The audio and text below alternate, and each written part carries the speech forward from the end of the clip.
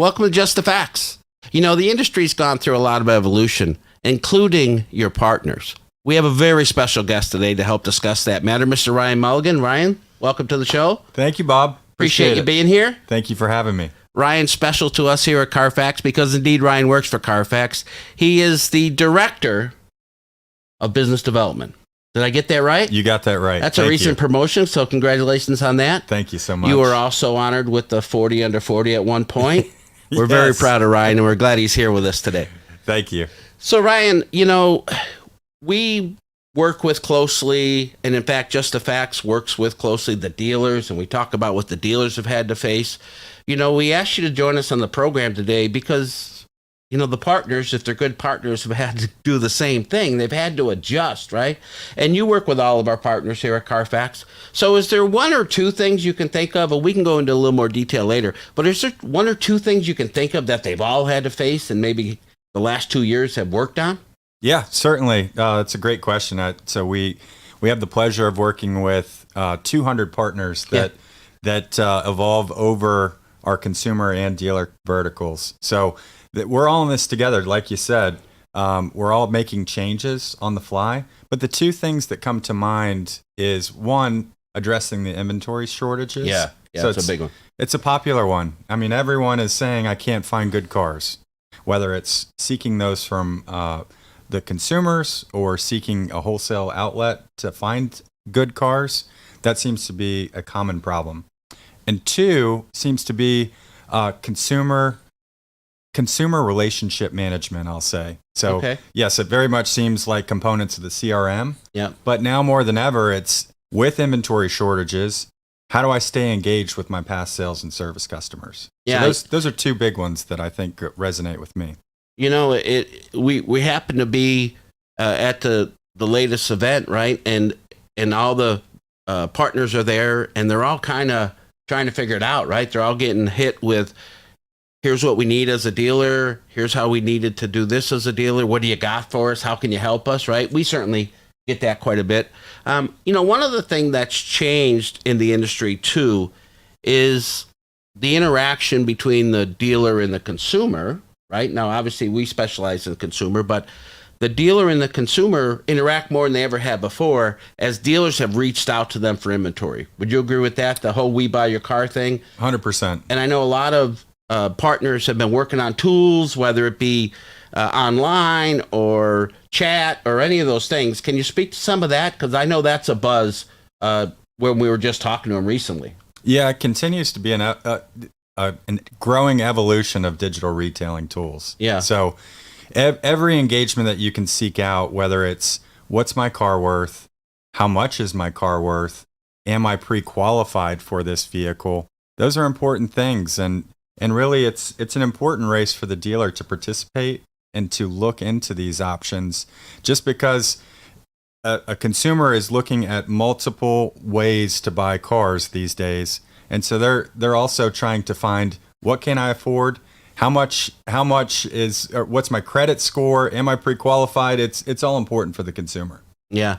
You know, it's been kind of a contrary to, depends on who you talk to a little bit, right? Because there's the belief in the industry that it's eventually going to almost all go to online sales and digital online sales and buying cars online.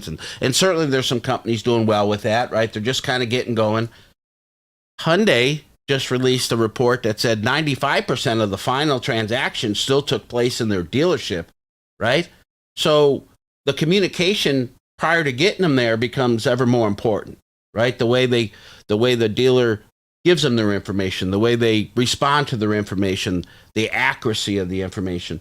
And when you're dealing with customers not at your dealership, you got to go on a lot of levity because you got to take their word that their car's in good shape. You got to take their, you know what I mean? So I recognize that there's some new companies that have just come into the industry because of the growth we're trying to achieve online sales, right? So can you speak to that a little bit, some of the things that have been adjusted? Yeah. So specifically, there's a growing importance on the condition of the consumer's vehicle. So there's many solutions that help to speak to that. You know, it's self-reported, But then that's also where Carfax comes in to assist in that process as well. So it's not just the consumer saying, here's what I think the condition of my car is.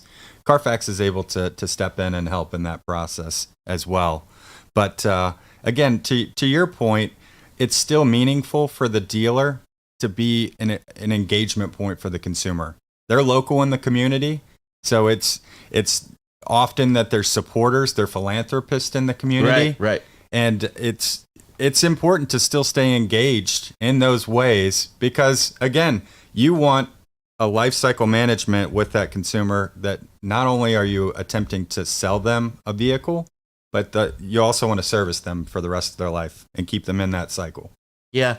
One of the interesting aspects of the reduction in inventory is twofold, really. One, dealers don't have as many as they would like to have or were used to have. And maybe they'll adjust and stay that way, but having to be pushed that way hasn't been that much fun, right? Not only do they have a reduction in the amount of inventory they carry, but the units themselves may not be what they're used to carry in, right? As a matter of fact, a lot of the manufacturers, as you know, have adjusted so that their dealer can certify non-specific brand. So like a Ford dealer can certify a non-Ford product now. And, they're all looking at ways to keep engaged with the dealer because that is their business partner, right? So there's one way we talk about the partners have had to adjust. Even the manufacturers have had to adjust, right? But when it comes to not having what you're used to, there's that maximizing opportunities, right? Because if you're not going to have as many opportunities and you're working with inventory that maybe you're not right familiar with, I know a lot of the tools have adjusted for that. Am I right in saying that? Oh yeah, 100%. 100%. It goes back to the creativity and the evolution that we talked about as the premise for the show. It's not as easy as going to the local auction marketplace and picking up 20 cars. Yeah. You have to be attractive in finding these consumers in new ways, whether it's on these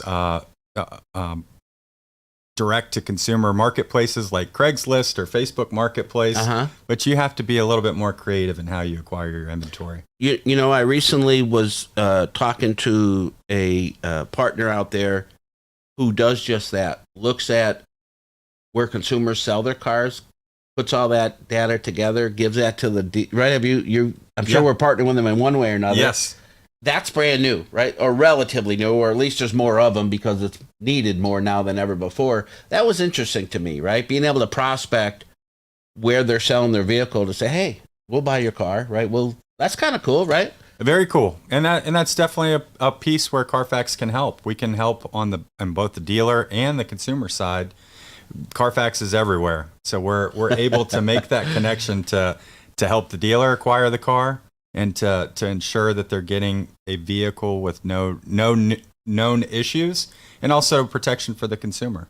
Yeah, speaking of the consumer, with the new generation, the millennial generation now is almost 70% of the buying public, right? And they have brought to the table a concern set that's different than the previous generations. One of those main concern sets now is called future cost, right? The industry refers to it as future cost. It seems like a great deal on the car. What's it going to cost me once I buy the car, right? What have you done to the car? How did it inspect? What did you repair? Who owned it? Those kind of things, right? Which is obviously one of our wheelhouse items. But I noticed that there's now companies working on mining out of service departments because those vehicles you can directly speak to what's been done to them because you did it. Right. So if you have the proverbial homegrown inventory, that's the Mac Daddy, is it not? Oh, certainly. The homegrown inventory. I mean, that's marketing to your best customers.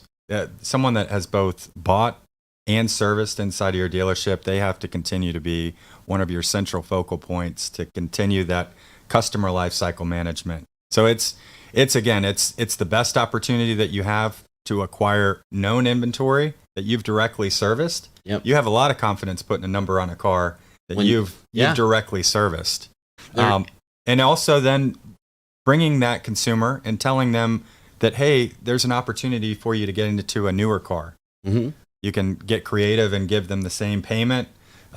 It's very creative when you're able to bring the customer from the service department onto the showroom floor and have options for them. The dealers are facing today too, and again, this goes back to the partnership with the OEM.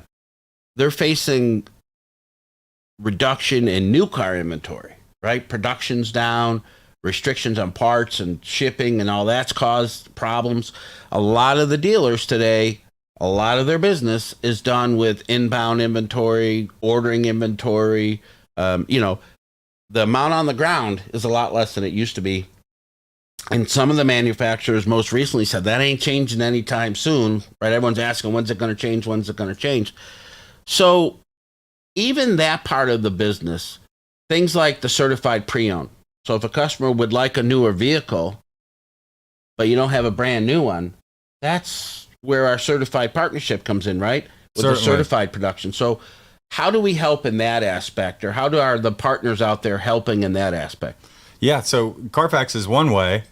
So we help with that certification program. We help both the OEM and the dealers. So we're helping them to put a brand on there with recognition such as Carfax, and they do that lengthy inspection checklist. But then they're able to sell it and hold more gross as a part of that process. So for Carfax, we're very attractive, and this even segues into a future opportunity of being able to say in advance that vehicle is OEM certified or OEM certifiable ahead of time. Right. So in acquiring a car, it's important, and it'd be great to be able to say that, hey, based on the OEM specs, I can acquire this car and it can be certified based on the specifications. Yeah. The whole premise of today's event was it's not just the dealers that have had to adjust, right? They're the ones that are forefront. They're the ones that kind of control before the partners find out, right? They found out. So we certainly are in that every day. You're certainly in that every day. So in closing the program, is there one or two things you could tell the dealers to give them a little inspiration, a hope? Not everything's bad news, right? We know the dealers are more profitable than they've ever been, right? So the partners that are out there have been adjusting, right? Is there maybe one or two things that partners are working on that maybe isn't in play now, but dealers have been asking for, things like that? Can you give our audience one or two points of good light? Certainly. No, that's great. And I could say, speaking firsthand at all the partnerships that we represent, the technology is evolving. So the level of technology, the level of information accessible to both the dealer and the OEM is unbelievable. So the power of the information that's being held by those partners to create new products is something to be promising for dealers. Yeah. So I would challenge the dealer body that we speak to is just to stay engaged with the vendors and to know what new technology is becoming available. But for me, it returns back to there's solutions that can help address inventory shortages, and there's also solutions that are very good at managing the life cycle of the consumer. Yeah, I know there's a lot of partners out there. We do some of that. Some of the partners do that. We help those partners do that, right? It's a little tighter than people realize when it comes to how you make all those moving pieces come together. So thank you for attending Just the Facts. Ryan, we appreciate you being our guest today. Having a special guest is always nice in the studio. Thank you. For those of you out there listening, thanks for attending, and we'll see you on the next Just the Facts. We'll see you then.